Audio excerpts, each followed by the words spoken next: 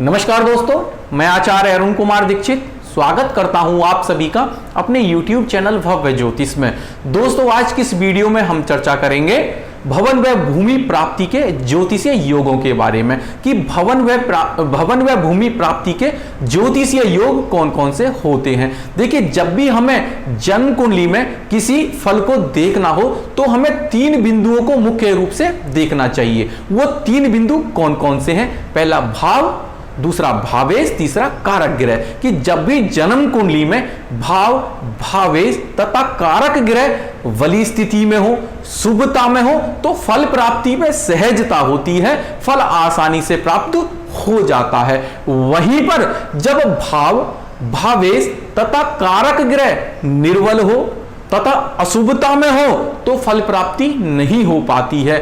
उसके बाद में जब भाव, भावेश तथा कारक ग्रह पर शुभता भी हो और अशुभता भी हो, तो कहने का तात्पर्य यह है कि शुभता अशुभता दोनों हो तो यह कह सकते हैं कि फल तो प्राप्त होगा परंतु कठिनाइयों के साथ होगा। और यहां पर इस वीडियो में हम बात कर रहे हैं भवन व भूमि प्राप्ति के योगों के बारे में। तो सबसे पहले हमें जन्म कुंडली के उस भाव पर चलना होगा जो भाव हमें भवन व भूमि के बारे में बताता है। देखिएगा, यह होता है कुंडली का चौथा भाव। चौथे भाव से हम भवन व भूमि के बारे में देखते हैं।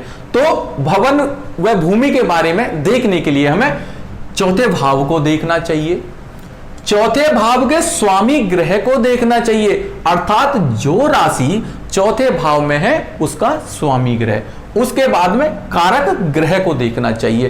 कारक ग्रह अर्थात वैदिक ज्योतिष में कृषि योग्य भूमि के कारक हैं शनि महाराज, वे भवन के कारक हैं मंगल महाराज।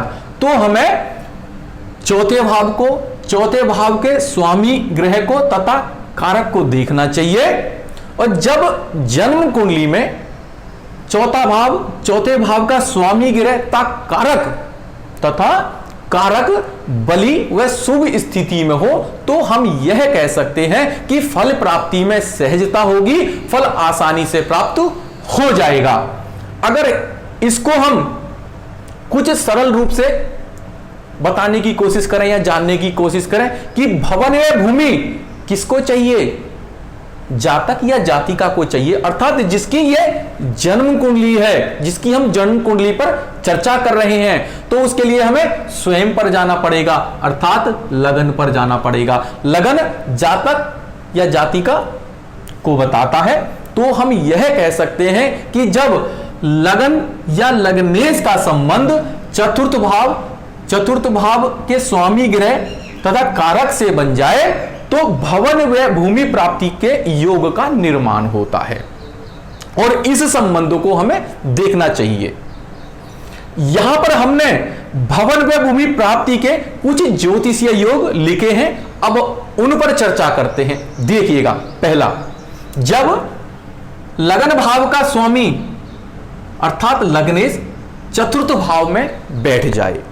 दूसरा, जब चतुर्थ भाव का स्वामी अर्थात चतुर्थेश लगन में बैठ जाए तो यह कह सकते हैं कि लगन का संबंध भवन व भूमि वाले भाव से बन गया। दूसरा, भवन व भूमि वाले भाव का संबंध लगन से बन गया। उसके बाद में देखिएगा, जब जन्म कुंडली में लग्नेश तथा चतुर्थेश एक साथ केंद्र में या त्रिकोण में बैठ जाएं। केंद्र भाव कौन कौन से होते हैं? 1, 4, 7, 10 यह होते हैं केंद्र भाव। और त्रिकोण भाव 1, 5, 9 यह होते हैं त्रिकोण भाव। हमने लगन को केंद्र और त्रिकोण दोनों में लिया है। तो यह कह सकते हैं कि जब लग्नेश तथा चतुर्थेश की युति केंद्र में या त्रिकोण में हो जाए तो भवन व भूमि प्राप्ति का सुंदर योग बनता है। इसके साथ साथ में अगर इस युति पर शुभता हो तो यह जो योग है और भी सरलता से प्राप्त हो जाता है कि फल प्राप्ति होने में आसानी होती है, सहजता होती है। उसके बाद आगे बढ़ते हैं कि जब मंगल व शनि, जब मंगल व शनि का संबंध चतुर्थ भाव या चतुर्थ भाव के स्वामी के साथ में तथा लगन या लगन भाव के स्वामी के साथ में हो जाए तो भवन व भूमि प्राप्ति का सुंदर योग बनता है। तो यह कह सकते हैं कि कारक का संबंध, मंगल व शनि का संबंध चतुर्थ भाव या चतुर्थेश तथा लगन या लगनेश के साथ हो जाए तो भवन व भूमि प्राप्ति का सुंदर योग बनता है। उसके बाद में जब जन्म कुंडली में मंगल तथा शनि की युति चतुर्थेश तथा दशमेश के साथ हो जाए तो भवन प्राप्ति का बहुत सुंदर योग बनता है।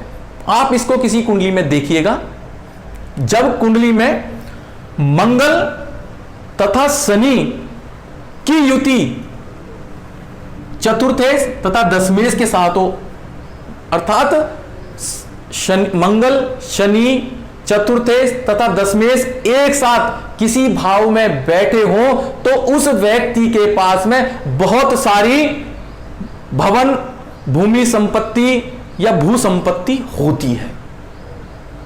और वहीं पर अगर यह योग केंद्र त्रिकोण में बन जाए, शुभता में हो जाए तो सोने पे सुहागे वाली बात होती है। ऐसा जो व्यक्ति इस योग में पैदा हुआ व्यक्ति बहुत बड़ा जमीन जायदाद वाला व्यक्ति होता है। उसके बाद में जब चतुर्थ भाव पर किसी नैसर्गिक शुभ ग्रह का प्रभाव हो तो क्योंकि नैसर्गिक शुभ ग्रह का प्रभाव चतुर्थ भाव के बल में वृद्धि करता है, उससे फल प्राप्ति आसानी से होती है, इस चीज में वृद्धि करता है। तो जब चतुर्थ भाव पर नैसर्गिक शुभ ग्रह का प्रभाव हो तो हमें यह देखना चाहिए नैसर्गिक शुभ ग्रह कौन कौन से हैं।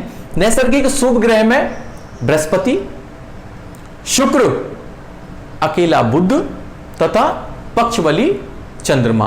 और पक्षबली चंद्रमा में हम शुक्ल पक्ष की अष्टमी से कृष्ण पक्ष की सप्तमी तक लेंगे तो इससे फल प्राप्ति में सहजता होती है। यह हमने कुछ आपको भवन व भूमि प्राप्ति के कुछ ज्योतिषीय योग बताए। अब इन योगों को हम इस उदाहरण कुंडली में देखने की कोशिश करते हैं। देखिएगा, यह एक मिथुन लगन की कुंडली है। आप देखते हैं कि मिथुन लगन की कुंडली में लग्नेश बनते हैं बुध महाराज और चतुर्थेश भी बुध महाराज बनते हैं। तो बुध महाराज 10वें भाव में बैठे हुए हैं तो लग्नेश बुध महाराज की दृष्टि चौथे भाव पर है, चतुर्थेश बुध महाराज की दृष्टि चौथे भाव पर है, अर्थात अपने ही भाव पर है, अपने भाव को बल प्रदान कर रहे हैं। तो यह कह सकते हैं कि लग्नेश व चतुर्थेश बुध की दृष्टि चतुर्थ भाव पर है। उसके बाद में एक नैसर्गिक शुभ ग्रह शुक्र जो कि उच्च अवस्था में बैठे हैं, उच्च राशि में बैठे हैं और चतुर्थ भाव पर दृष्टि देते हैं तथा लग्नेश व चतुर्देश के साथ में संबंध बनाते हैं। उसके साथ साथ आप देखेंगे कि मंगल महाराज जो कि भवन के कारक ग्रह हैं और मंगल महाराज की दृष्टि भी चौथे भाव पर है तथा मंगल महाराज का संबंध लग्नेश व चतुर्थेश बुध से बनता है। मंगल महाराज चौथी दृष्टि से लगन को देखते हैं। आगे देखेंगे कि जो कृषि योग्य भूमि के कारक शनि महाराज लगन में बैठ के अपनी 10वीं दृष्टि बुध महाराज पर डालते हैं और बुध महाराज लग्नेश व चतुर्थेश है। तो इस कुंडली में भूमि व भवन प्राप्ति का सुंदर योग बना हुआ है। इस व्यक्ति के पास में बहुत सारी जमीन जायदाद है। तो इस प्रकार से हम देख सकते हैं। आप भी इन योगों को देखने की कोशिश करें। मैंने यहाँ पे कुछ सरल सरल आपको योग बताने की कोशिश की। तो दोस्तों आशा करता हूँ कि यह वीडियो आपको पसंद आया होगा। अगर वीडियो पसंद आया हो तो प्लीज़ इसको लाइक करें, शेयर करें और मेरे चैनल भव्य ज्योतिष को सब्सक्राइब करें। धन्यवाद।